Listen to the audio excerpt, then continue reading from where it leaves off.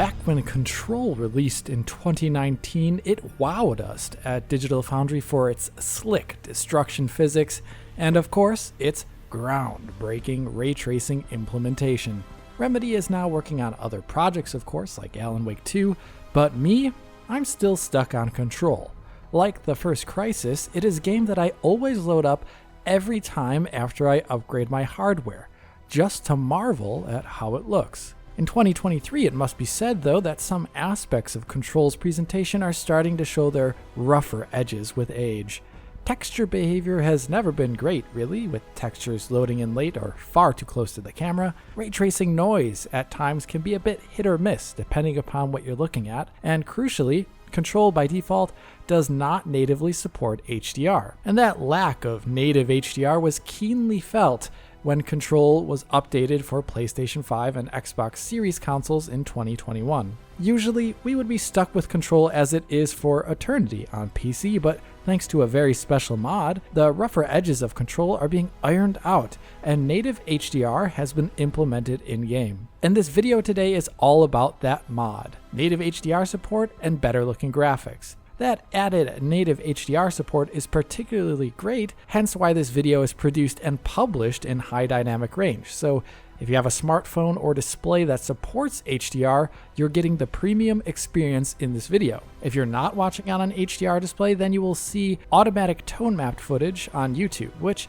may not convey the nuances that I will be talking about. So keep that in mind if you're watching on an older display. Before I get into the changes from that mod that I'm just going to affectionately call Director's Cut from here on out, let me talk about its inception a bit, as it's a good story in its own right. Basically, a developer at Remedy named Filippo Tarpini loves HDR, yet Filippo joined Remedy after Control had already been shipped. Out of his passion for HDR, Filippo worked on his own time to implement HDR as a test case into the already released Control, and then got approval to release it as a mod. With the initial HDR portion of that mod released, Filippo has since been tweaking the mod more and adding features over time that go above and beyond HDR. The star of this video, though, is HDR, as I mentioned, as Control's already heavily contrasty art and visual design is given a new definition thanks to greater local contrast and brightness, and an honestly richer color tone that is not filled with banding errors.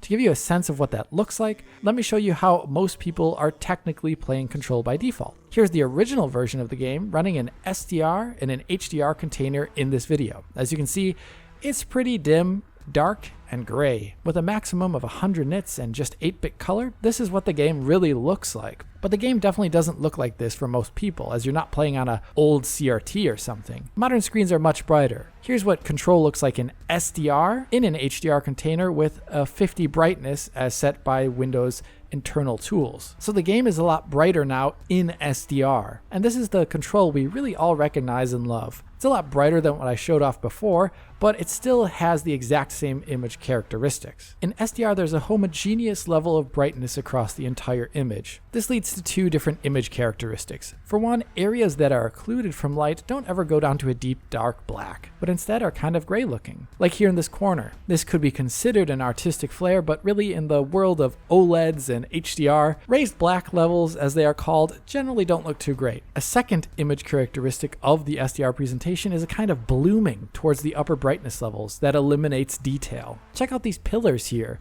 which have a similar level of white brightness to the lights behind the pillars. As a result, it's hard to make out much detail actually on the pillars themselves, as the range of brightness is too limited to show it off. And that's the way the game looks in SDR. But with the magic of Windows 11 or Xbox Series X, you can play Control with Auto HDR, which looks like this here. Basically, the SDR image is converted into an HDR one to take advantage of a full range of HDR brightness. It sure does look quite a deal brighter in some areas than the standard SDR image, but there are issues because Auto HDR is limited in its local dynamic range and color from the original SDR image. The shadows, for example, show off what I mean. They don't go to a full dark black in Auto HDR like you might imagine they would. They're gray. In fact, the whole image is kind of a bit gray looking. So we can see Auto HDR is really limited by the original SDR presentation. Now let's flip over to the Director's Cut mod native HDR implementation. There's some really big changes already visible. For one, there's a lot less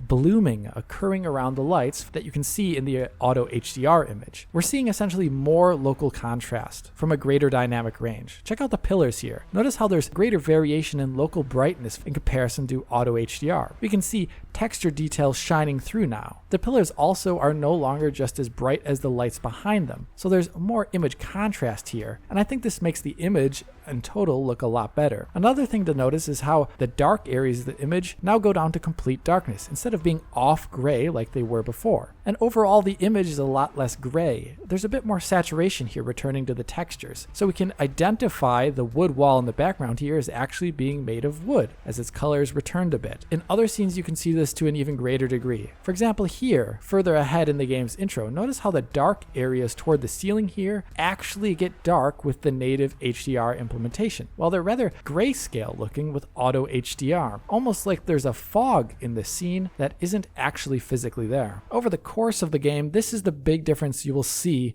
versus the original SDR presentation or Auto HDR. Colors are shining through better, there's a greater variance of local brightness, and there's no banding. Now I'm not sure how YouTube will show this off, but here's a scene where we can see how native HDR has reduced color banding due to its higher internal bit depth of color. If we look at the corners here, we can see how there's a lot of banding in that original default version of the game with SDR or Auto HDR. But the native HDR image has smooth fall-offs in that exact same area with no banding visible, and it goes down to a pure black. I think the game looks so much better as a result. Beyond showing side-by-side differences here, I do just want to comment subjectively how native HDR amps up this game's visuals. Control has a lot of striking scenes with color and darkness mixing together. The HDR implementation here preserves local variation in brightness in such scenes so that they don't look as monochrome as they did before. I actually vastly prefer the HDR look in this game to that raised gray look that we could see before in the original version of the game. But if you do like that original more monochrome gray look, it is possible to return to that look to a degree with this option in the menu here. This will give the game a similar level of HDR brightness with raised blacks like the original release. That's one of the great things about this mod. You have a good amount of control over that HDR experience. Take the UI for example. With Auto HDR in games, all white HUD elements are always drawn at full white at maximum brightness. With large UI or text on the screen like we're seeing here, can be a bit eye-searing, and I think it distracts from the rest of the scene behind the HUD. With the true HDR provided by the Director's Cut mod, the UI elements can have a separate user-controllable brightness level, which is much easier on the eyes, I would say, and it will make UI elements not overly dominate the screen. There are in fact a number of controls for saturation and other features of the HDR experience that you can tailor, but I really just recommend rolling the game in its default setting, which I thought looked fantastic in my experience on an LG C1.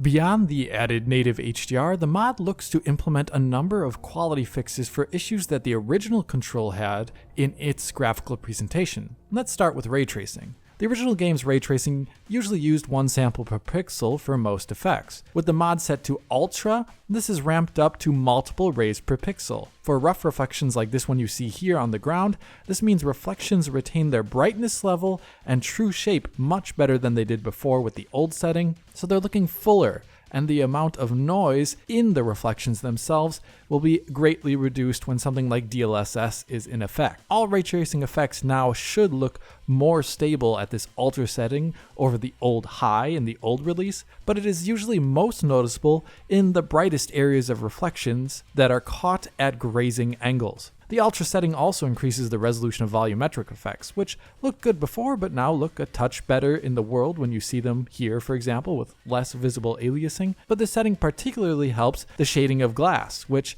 also seems to be tied to the volumetric lighting rendering. So we're seeing a higher scaling quality here for GPUs that are much more powerful these days. Another advantage for the new patch is how texture loading is done with a higher texture streaming quality setting. Even on Ultra in the old game, just running through the world like you see here could cause textures to load in a bit late. So you can see them flipping, like with this rock texture. With the new Max texture streaming quality option, this behavior appears to be nearly completely eliminated when you do side-by-side comparisons with the old game. One of the last tweaks in the Director's Cut mod is in image quality. First, you have texture quality with DLSS on. With the mod, there's a new bitmap bias for textures that is scaled correctly to the output resolution, whereas before, only the texture streamer itself was being biased. This means in areas like we see here, the textures at a distance are much higher quality. So the text, for example, in the game's opening lobby scene is now actually legible at this distance when using DLSS. Another advantage from the mod in image quality is that the menu offers native support for native resolution DLSS, also known as DLAA. This is great as it has better quality than TAA in many areas. Like here on Jessie. Notice how when I pause the frame here, we can see a much sharper image in total. And you can see it most specifically if you look at Jessie's ponytail. Just look at how the hair there isn't as blurred. In motion, we can also see how the lines on Jessie, specifically in her hair, are anti-aliased better. So there's less flickering there as the image is more stable. We can see more of her hair in motion. Another advantage from DLAA comes from the reduced ghosting it offers, such as here on Jessie's arm in her idle animation. Notice the trails coming from her arm with TAA on. Those trails aren't there in the same manner at all with DLAA, so it's a nice upgrade all around. There are a few other nips and tucks as well, such as how film grain now displays differently and correctly with DLSS on, but in general these iterative improvements are just there to make the visual experience more polished and have less visible artifacts. Not everything is touched on or perfect though yet, as the mod is a work in progress. For example, I found some blood or water pool textures in the game did not display reflections correctly when set to ultra ray tracing for some reason. Perhaps this is an asset thing. Either way, these nice quality improvements do have a significant performance cost. The ultra ray tracing setting, we can see a big performance hit even when using a big GPU. This ranges from 30% performance loss in a standard scene like this one here to a worst case near 40% performance loss in the corridor of doom. So yeah, extra rays per pixel means an extra cost. DLAA, interestingly, is a wash performance-wise. It costs nearly the same as standard TAA while looking, well, quite a bit better as I described earlier. And with that being said, I've come to the end of this video. The director's cut mod from Filippo here is most excellent, even if it's technically unfinished at the moment. It enhances control in so many meaningful ways, and it'll make the game scale well into the future for future hardware. It's great to see this level of ambition, and the quality is already there, honestly, for this to basically become an official patch. But that is enough from me for now. If you did like this video, hit that like button and subscribe to the channel. If you're already a subscriber, hit that little bell in the corner to be informed as soon as Digital Foundry posts a video. If you want to help us out, support DF on Patreon to get years worth of our content in high quality for download. Other than that, comment below, follow on Twitter. As always, this is Alex bidding you farewell und auf Wiedersehen.